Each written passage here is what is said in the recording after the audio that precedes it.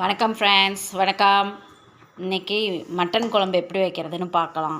அதுக்கு தேவையான பொருட்கள்: சின்ன வெங்காயம் 1/4 கிலோ வெங்காயம் அரிஞ்சு வச்சுருக்கிறேன் உரித்து, இஞ்சி பூண்டு பேஸ்ட்டு, இஞ்சி பூண்டு நம்மளே வீட்லேயே அரைச்சிக்கிறது, இஞ்சி பூண்டு பேஸ்ட்டு, தக்காளி 3 தக்காளி ஆட்டி வச்சுருக்கிறேன். அரிஞ்சு போடல, நான் ஆட்டி வச்சுருக்கிறேன். கேஸை வச்சு எண்ணெய் ஊற்றி கடுகு கருவேப்பிலை போட்டு சின்ன வெங்காயம் அரிஞ்சு வச்ச வெங்காயம் எல்லாத்தையும் போட்டு தாளித்து இஞ்சி பூண்டு பேஸ்ட்டு அதிலே போட்டுருந்தேன். நல்லா எண்ணெயில் வதங்கினோன்னே தக்காளி ஆட்டி வச்சுருக்குறோம் பாருங்கள், அதையும் போட்டுறேன். அதையும் போட்டு நல்லா எண்ணெயில் வதக்கி விட்டுட்டு மட்டன் அலசி வச்சுருக்கிறோம் பாருங்கள், மட்டன் அலசி வச்சுருக்கிறோம். மட்டனையும் அலசி நல்லா அதில் போட்டு நல்லா எண்ணெயில் போட்டு பரட்டிட்டு கொஞ்சம் உப்பு தேவைக்கு தக்கன உப்பு போட்டு வேக விடணும். அந்த அரைச்சி வச்சுருக்கிறது ஜார்லேயே கொஞ்சம் தண்ணி ஊற்றி அலசி தண்ணி ஊற்றி கொஞ்சம் கொத்தமல்லி தழை போட்டு கொத்தமல்லி தழையை போட்டு மூடி வச்சுருங்க. கொஞ்சம் வேகட்டும்.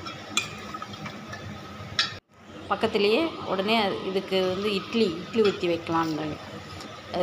அதுக்கு முன்னே இதுக்கு தேவையான பொருட்கள்: சாந்துக்கு தேங்காய், கொஞ்சம் மிளகு, கொஞ்சம் அரிசி 3 போட்டு அரைச்சிக்கலாம்.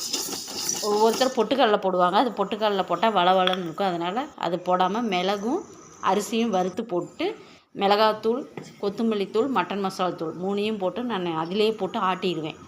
ஆட்டி வச்சுட்டு குழம்பு கறி வெந்துருச்ச போக வெந்ததுக்கப்புறம் நம்ம சாந்து ஊற்றிக்கலாம். அதுக்கு முன்னே இட்லி ஊற்றி வைக்கலான்னு இட்லி பாத்திரத்தில் தண்ணி ஊற்றி அடுப்பில் வச்சுட்டேன். நல்லா கொதிக்கிட்டோம். அதுக்குள்ளே மட்டன் ரெடி ஆயிடுச்சு.